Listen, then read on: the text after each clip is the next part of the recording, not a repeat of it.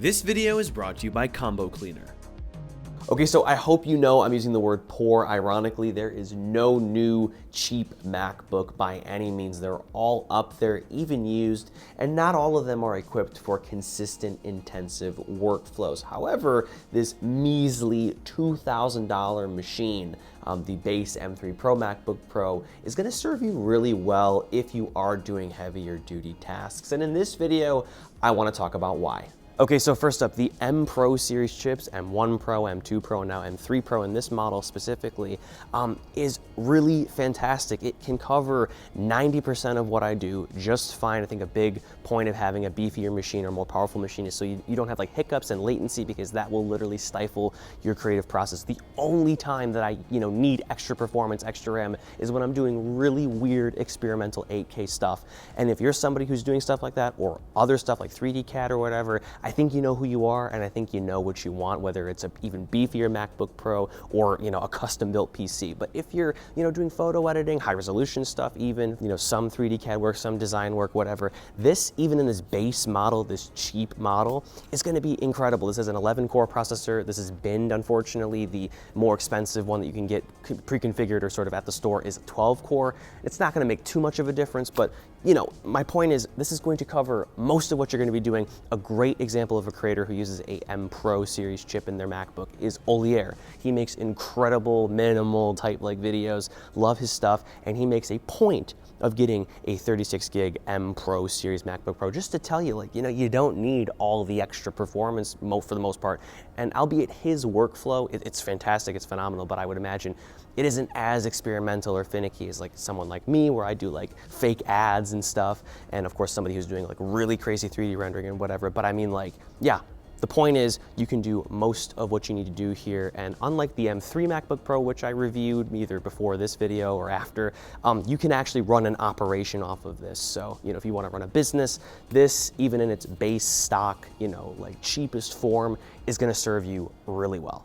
But real quick, before we continue here, once again, this video is brought to you by Combo Cleaner and their incredible antivirus and file management app for Android, iOS, Windows, and macOS. The internet is full of nasty bits of malware and other malignant files and programs that can put your devices at risk. And beyond what's dangerous, we all know it's super easy to accumulate a lot of extra dead weight or duplicate files which choke up your internal storage. With Combo Cleaner, not only can you scan your Android or iOS device, Windows machine, or Mac for malware and the like, it can also scan your drive and show you what is taking up so much space. This way, you can easily purge unwanted or extra files in order to free up precious disk space, which of course is always super expensive when you buy a Mac. You can also scan for big files and duplicates specifically, which I find really helpful as a person that works with a lot of media files like photos and videos.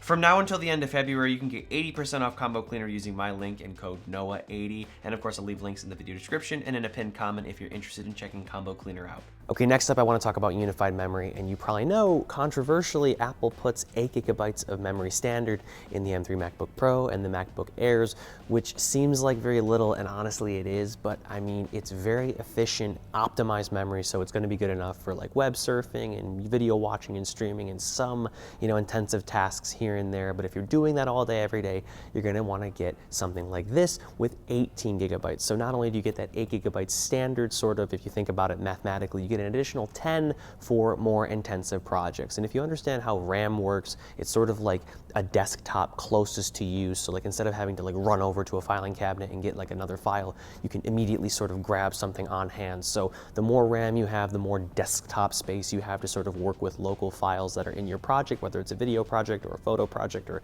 3D CAD or a game or whatever it is.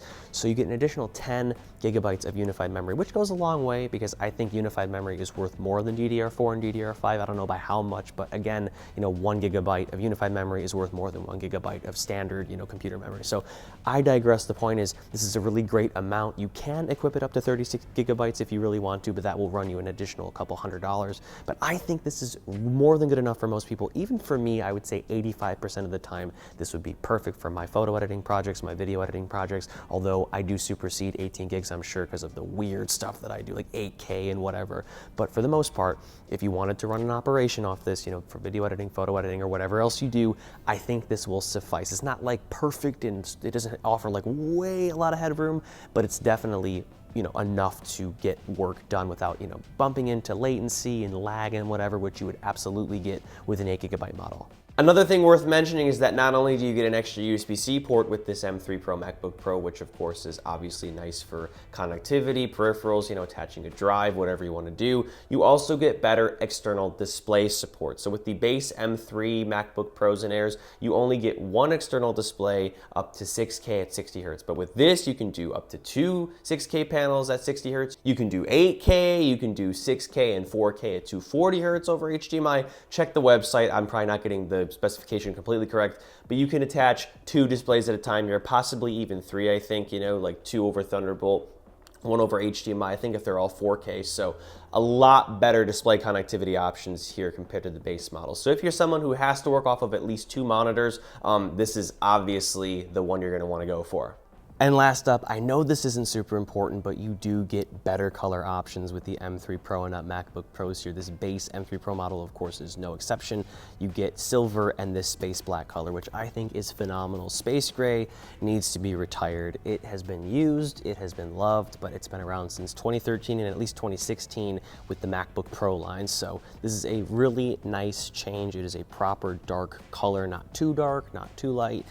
It's less prone to fingerprints compared to the Midnight MacBook Air's color, but that's also sort of an off black sort of blue. This is a really great color, and honestly, if I get a 16-inch, because I have the M2 Max 16-inch in space gray, I think I'm gonna go with space black. It just looks really utilitarian and sexy and stealthy, and I personally love it. I think you will too. Go to the store and check it out for yourself. But yeah, you get better color options on top of all the extra features that you get for paying more. So yeah, while all of these differences compared to the M3 model, for example, seem kind of subtle or just negligible independently, altogether, I think, again, if you are doing intensive work, creative work, whatever, consistently all the time, every day, you connect to multiple displays, you need more performance, you need more RAM, it all adds up, and this is why you're paying an extra $400 for this compared to the $400 cheaper M3 MacBook Pro. I just did an M3 MacBook Pro review, and I kind of argued that this is just cosplaying as a MacBook Pro. That's fine,